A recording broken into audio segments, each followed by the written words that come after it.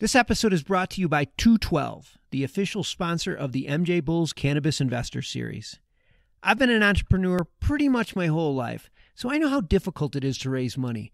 But for me, the most frustrating aspect of raising money is how many things are out of my control. However, there is one thing that you can control, and that's building and maintaining a clean cap table.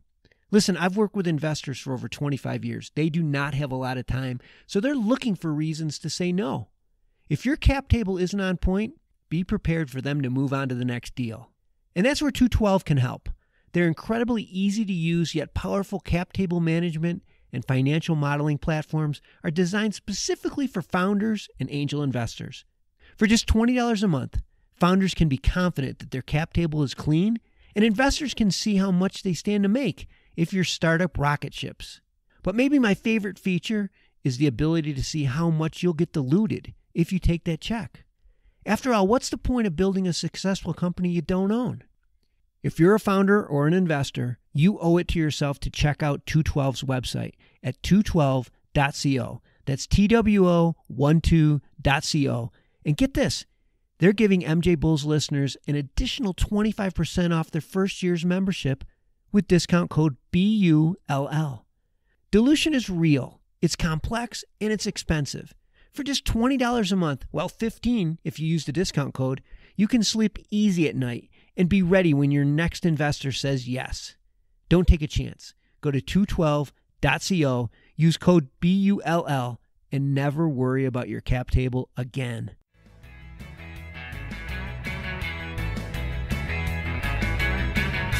We do believe that the dominoes have fallen. It's very clear with the states that are legal that recreational and adult use will be coming to the remaining states. It's just a matter of time. So I think the risk profile is a lot lower getting in now. Maybe the returns will be somewhat lower than they were earlier for the risk takers, but the clear catalysts are there.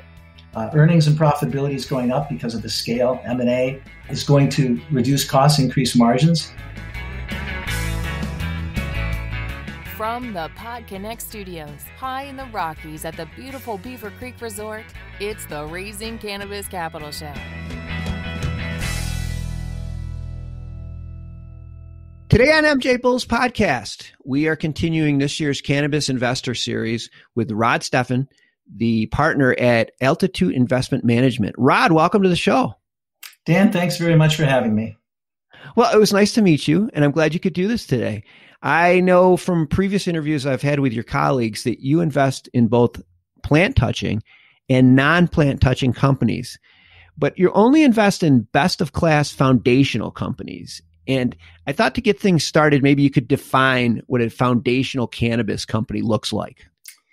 Well, thank you for that introduction. We are following the evolution of the industry. Originally, it was pretty much a mom and pop industry due to regulatory challenges. And what's happened is at this point in time, the industry has evolved to a stage where the winners are getting more easy to identify. And we were fortunate enough to pick, for instance, a couple companies, EMAC in Europe, which was recently purchased by Curaleaf, and a predecessor to Curaleaf, Grassroots, because they had best-in-class management and execution, which we were able to recognize early on. And the M&A wave that's hitting the industry now has fortunately resulted in attractive returns for us. That's really cool. Like I've said this on other shows, if you look for a solid management team that's had some experience, maybe some exits in the past, that's usually a good indication that they're on the right track. Following that strategy, you seem to have built a very diverse portfolio. Can you tell us a little bit about your portfolio? Yeah, as you alluded to, we have investments that touch the plant, i.e. highly regulated THC, as well as ancillary businesses that don't touch the plant. It could be seed to sale software, it could be genetics company, could be what's described in Europe as wellness, which is cannabidiol or CBD, somewhat regulated, but not as highly regulated as THC. We have about 20 companies, probably around 60 million in market value right now, some of which have had exits in the public markets or been acquired. Others are still continuing to evolve and build their businesses. But we do see this continued M&A surge that we've seen in 2021 as something that's going to only continue going forward. So a lot of the early investments that you made are now coming to the table as a possible M&A acquisition? Yeah, I think as most industries evolve, there was a lot of hype when the taxi drivers are talking about it. Everybody starts getting involved. Anybody that gets a license thinks that they can print Bitcoin or something. The reality is that as any industry evolves, and cannabis is just like any other industry, you have to start paying attention to cash flows and to being profitable. You can continue to finance growth if you can raise capital, but if you have excessive cost structures and you have to continue to build, and all of a sudden the market window closes for capital raising, you can find yourself in a lot of trouble. Yes, we see those companies that are being driven to M&A for cost savings, for consolidation, for scale, as something that's been happening in the industry and will continue to happen. Yeah, I think that's, like you said, it follows the same pattern that other industries have followed. I'm sure you get a lot of applications. What are 2 or 3 things that companies should include in their application so that it gets on your radar? We get a ton of inquiries. We believe that the industry has evolved more and more. It's very hard for 2 guys and a piece of paper to start a new business. Most market niches have been filled.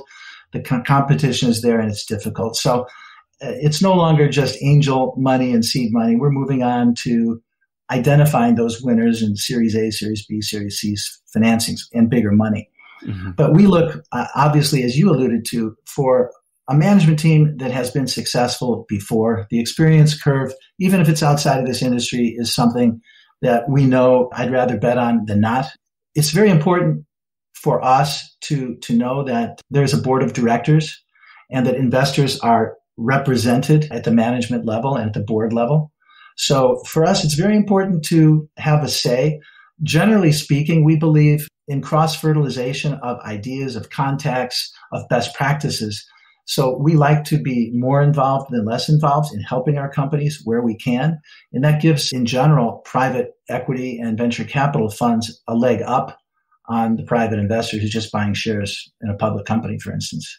You make a good point there that it's getting really tricky. I know I speak to a lot of individual investors and family offices that are getting frustrated because most of the good deals sort of stay within this club of cannabis and VCs.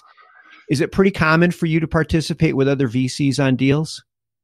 It's very common. One of the things that we find is that there is a club. It's not just a closed club, but you'll partner with different private equity or venture cap firms on different deals. The amount of due diligence necessary to make a good investment cannot be overestimated. And sometimes we may take the lead on behalf of another fund, and they may take the lead for us on another deal. Mm-hmm. And in that respect, we're able to dig deeper on each specific deal. And clearly, there are some times where it helps to have majority control of a tranche of preferred equity or of convertible notes so that you have more leverage with the company in terms of amendments and other issues that they might want to raise. So I think it's very important to be able to work with other large investors. And that's something that we and other large funds are able to do. And plus, once you build that relationship, you kind of trust where their strengths are. And you can say, these guys really understand this. If they've made the decision to invest, we don't need to do that extra due diligence. Is that?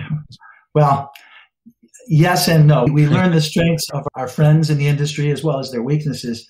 But as fiduciaries, we still have to dot the I's and cross the T's. We do get to meet with management in every single case. We kick the tires. And although we'll let someone else take the lead, they take it 80% of the way, and then everybody layers in before transactions are closed.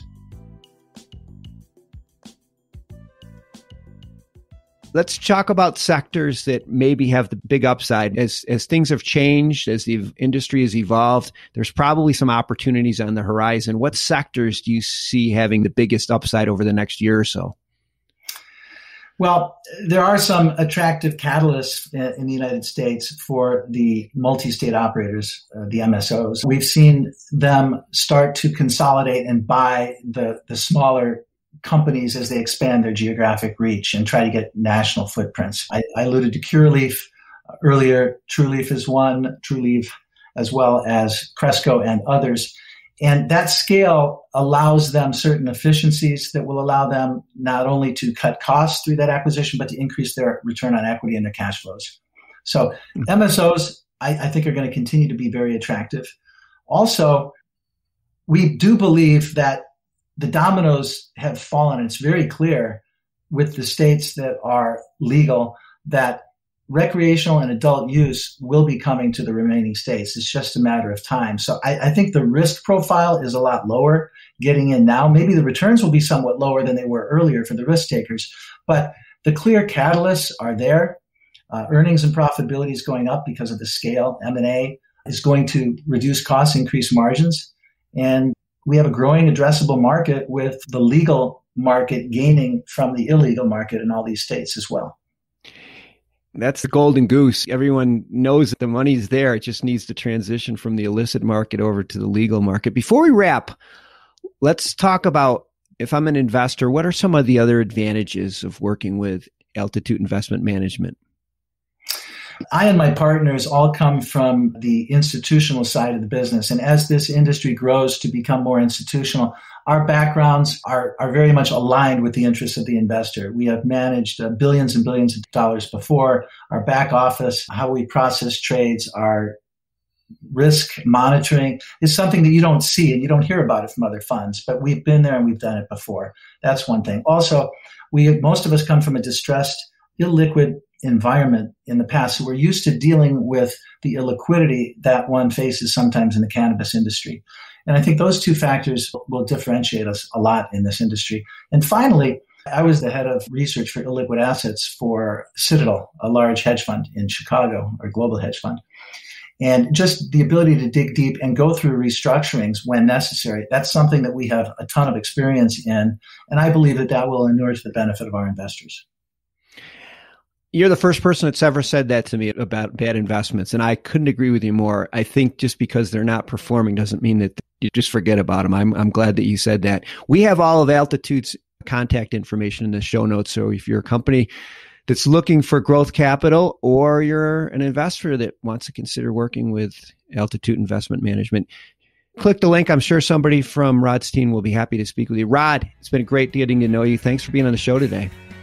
Dan, thanks very much. Look forward to catching up again.